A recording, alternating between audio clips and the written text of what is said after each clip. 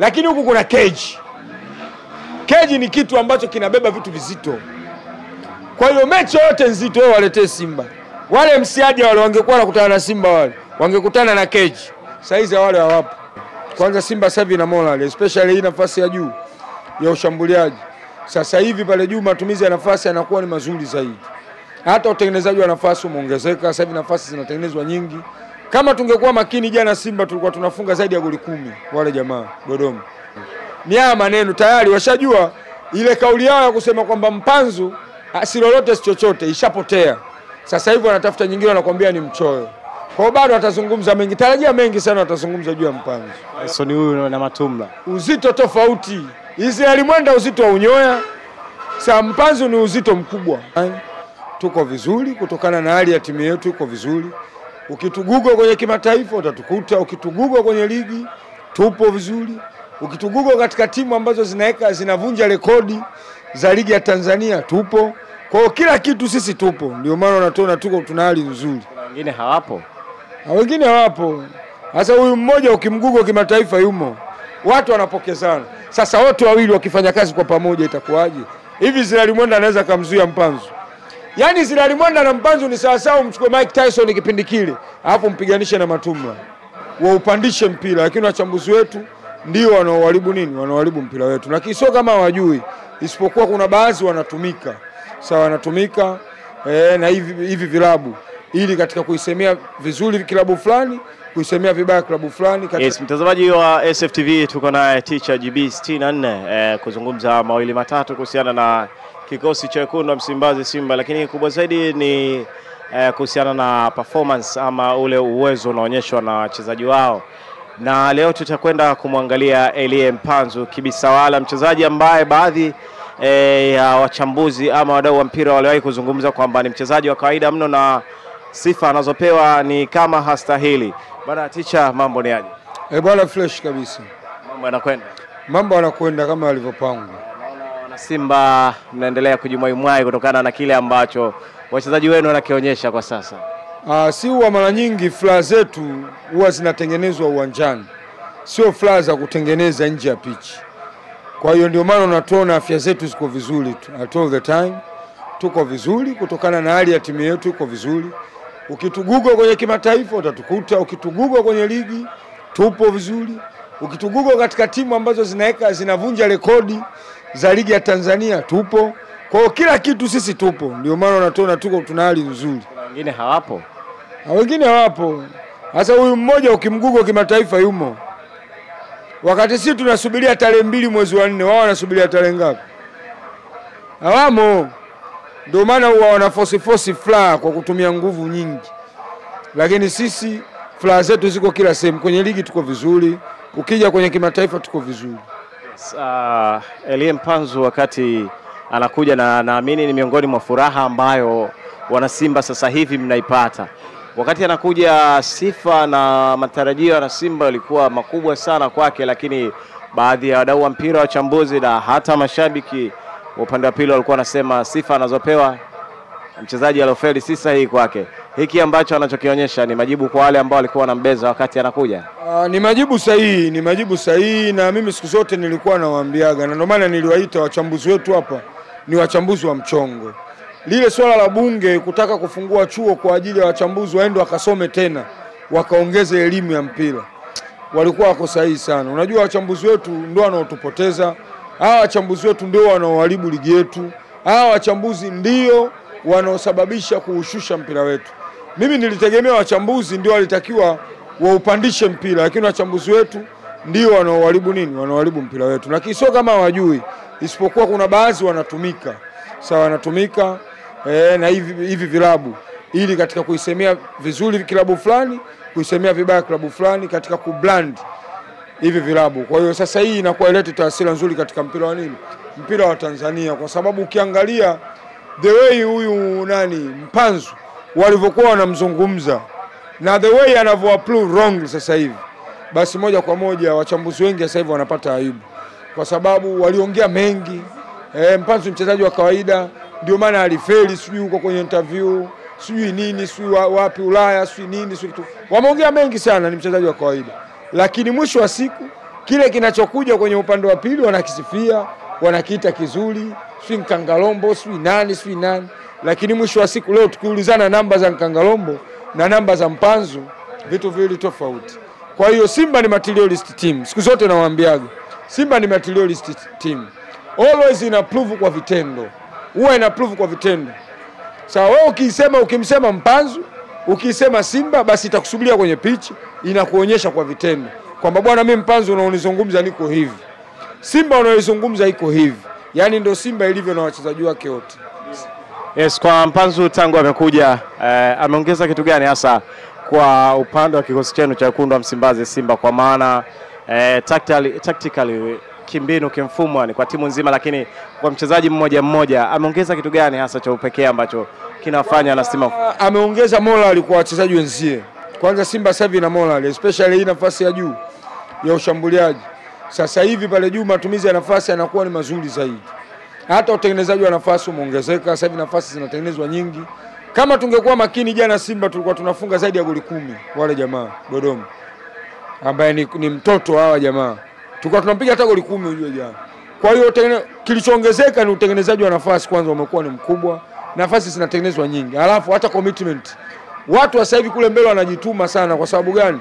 Kwa sababu wanajua kuna ongezeko limeongezeka. Na ndio maana hata kipindi kile ujio wa Mpanzu wengi waliangalia kwamba Mpanzu yeye ndo aje kuongeza. Mimi simwangalii Mpanzu, naangalia wale Mpanzu waliowakuta watakuwa katika viwango vya aina gani, watajituma vipi ili kushindana na huyu Mpanzu. Kwa hiyo kinachoonekana Mpanzu ameongeza chachu ndani ya nini? Ndani ya striking force ya Simba.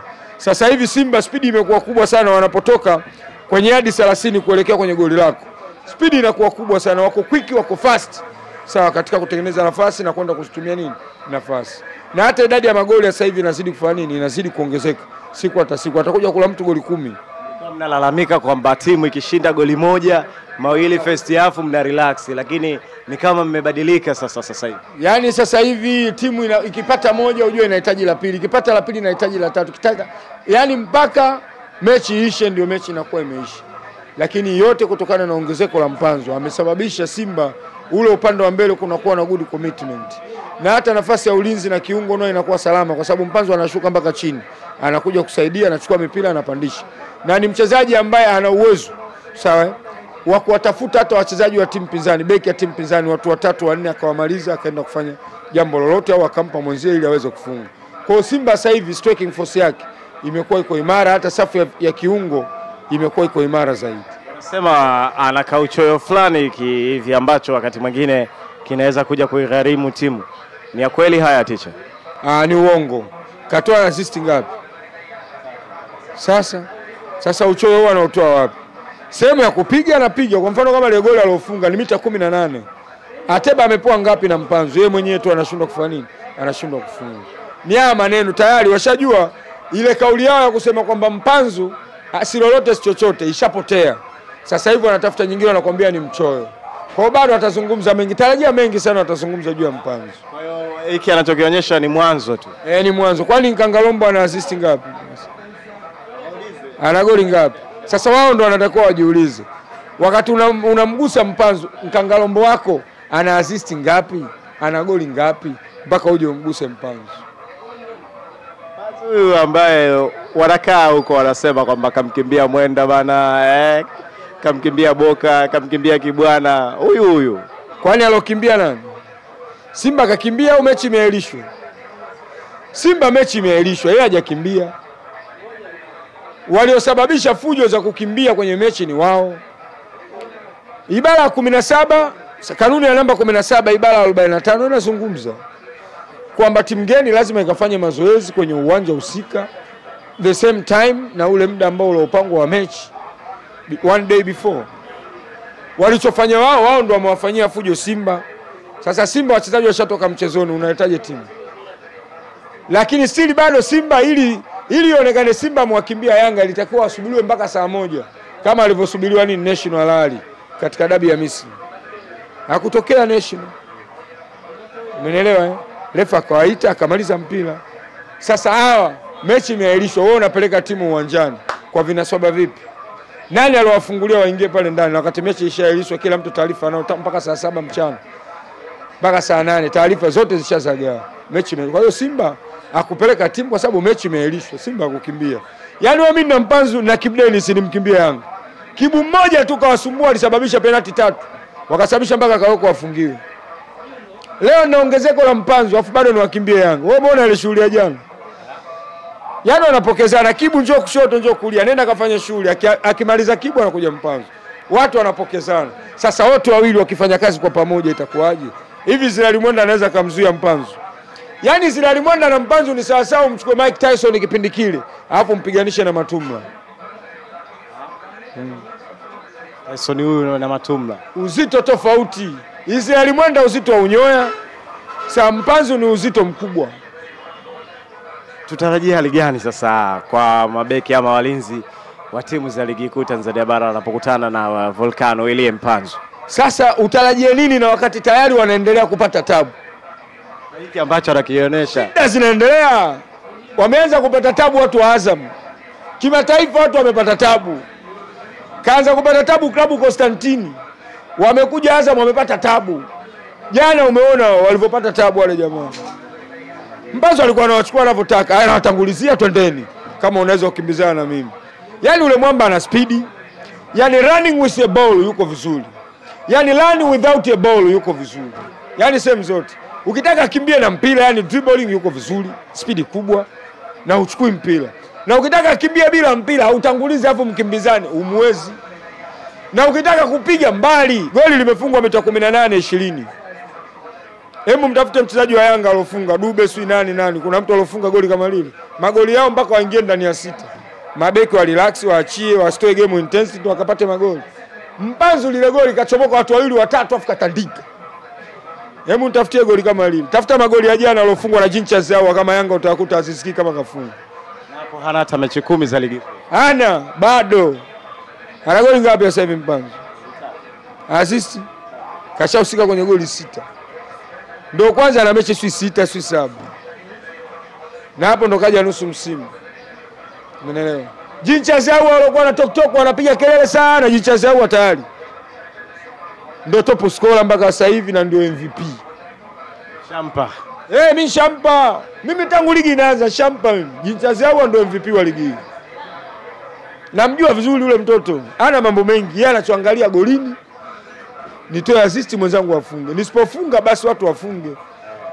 Nisipofunga ni assist. Ni kama hivi yani pamoja na hizo namba zake kuwa nzuri, kufanya vizuri, lakini bado kuna watu kama hawaridhishwi na kile ambacho anakifanya. Yaani kuna vitu wanahisi kwamba anavikosa yani.